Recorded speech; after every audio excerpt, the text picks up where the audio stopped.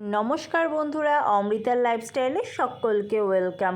আজকে আবারও শেয়ার করছি তোমাদের সাথে আরও একটা নতুন ভিডিও। কাশ্মীর ভ্রমণে আজকে আমরা যাচ্ছি শ্রীনগর থেকে পেহেলগাঁও বা পেহেলগামের পথে। আর পেহেলগামের পথের রাস্তা কিন্তু অসম্ভব সুন্দর। দেখতেই পাচ্ছ আমরা এখন গাড়িতে উঠে গিয়েছি আর খুব সকাল সকাল আজকে আমরা বেরিয়েছিলাম, কারণ পেহেলগাঁওতে আমাদের দুদিনের স্টে ছিল। তো ওখানে তো হোটেল বুক করাই ছিল, গিয়ে হোটেলে যাব, ফ্রেশ হয়ে তারপরে আবার কিছু ওখানে কোথাও না কোথাও যাব। তো সেই জন্য আজকে ঠিক করেছি যে সকাল সকাল বেরোবো, রাস্তাতে কোথাও দাঁড়াবো, সেখান থেকে কিছু খেয়ে নেব। এমনি ব্রেকফাস্ট করে বেরিয়েছি, কিন্তু গিয়ে যে পৌঁছাতে হয়তো আমাদের প্রায় বিকেলবেলা হয়ে যেতে পারে। তো সেই সময় লাঞ্চটা আমরা বাইরে থেকেই করে নেব। আর এখানে রাস্তা দেখো অসম্ভব সুন্দর। রাস্তার দুপাশে হলুদ সর্ষের ক্ষেত বা কোনো একটা ফসল হচ্ছে, সেই ফসলের ক্ষেত ঠিক বুঝতে পারলাম না, দেখে তো মনে হচ্ছে সর্ষে ফুল এগুলো। আর দেখো জাস্ট অসম্ভব সুন্দর লাগছে।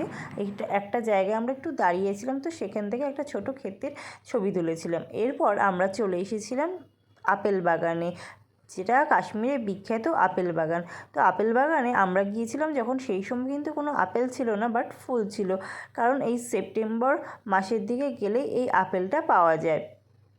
তো আমরা আপেল পাইনি, তাতে কি হয়েছে, ফুল তো দেখতে পেয়েছি। আর এই আপেলের গাছের ফুল অসম্ভব সুন্দর দেখতে কিন্তু, আর এর গন্ধটাও জাস্ট অসাধারণ। চারিধারটাতে একদম ভরে ছিল। আমরা অনেকক্ষণ এই আপেল বাগানে স্টে করেছিলাম এবং এখানে আমরা অ্যাপেল জুসও নিয়েছিলাম। যদিও আমি আপেল খেতে ভালোবাসি না, বাট অ্যাপেলটা জুসটা একটু খেয়েছিলাম, ভালোই ছিল, খুব সুন্দর ছিল। আমরা ওখান থেকে নিয়েছিলাম কিছু অ্যাপেলের জ্যাম আর জেলি কিনে। এরপর আবার আমরা গাড়িতে উঠে পড়েছিলাম। তারপরে আবার রাস্তার মাঝে এরকম একটা এরকম সর্ষের ক্ষেত দেখে আমরা দাঁড়িয়েছিলাম, আর দাঁড়িয়ে এখানে অনেক ছবি এবং ভিডিও শ্যুট করেছিলাম। আর এখান থেকে দেখো চারিধারের জাস্ট সৌন্দর্যটা অসাধারণ লাগছে।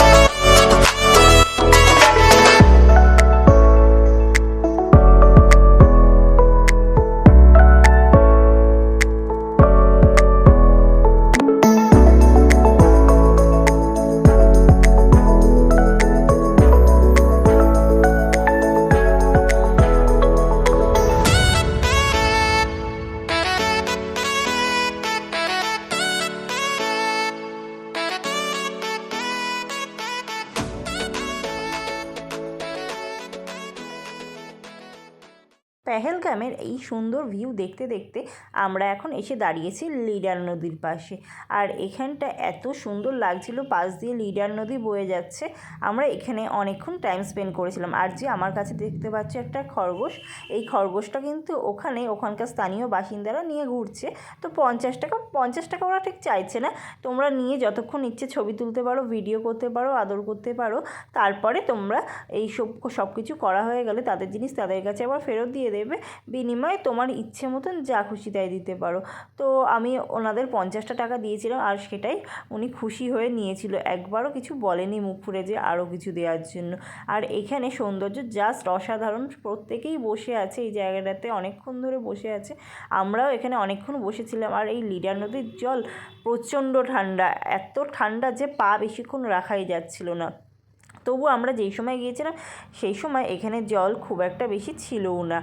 আর এখন আমরা পুরোপুরি ঢুকে গিয়েছি পেহেলগাঁওয়ের মধ্যে। এবার আমরা এখন যাব হোটেলে গিয়ে তারপরে আবার তোমাদের সাথে দেখা হচ্ছে।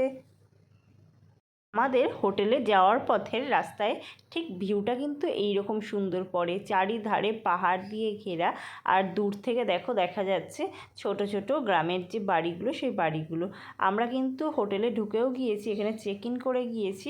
গিয়ে আমাদের হোটেলের সামনে যে লনটার সামনে বসে আছি। আর ঢুকেই আমাকে দিয়েছিল খেতে ম্যাগিটা জাস্ট অসাধারণ লাগছিল। আর আমার চোখ মুখের অবস্থা দেখেছো, একেবারে পুরো কালো হয়ে গেছে, কারণ কদিন পর বরফে গিয়েছিলাম, সেখানে গিয়ে প্রচণ্ড ট্যান পড়েছে, মুখের অবস্থা একেবারে খারাপ। আর এরপর চলে এসেছিলো কফি। এই সুন্দর কফি লনে বসে খেতে কিন্তু জাস্ট দারুণ লাগছিল। এরপর আমরা চলে এসেছিলাম আমাদের হোটেলের রুমে। আর দেখো হোটেলের রুমটার প্রথমেই এটা হলো একটা ড্রয়িং এরিয়া।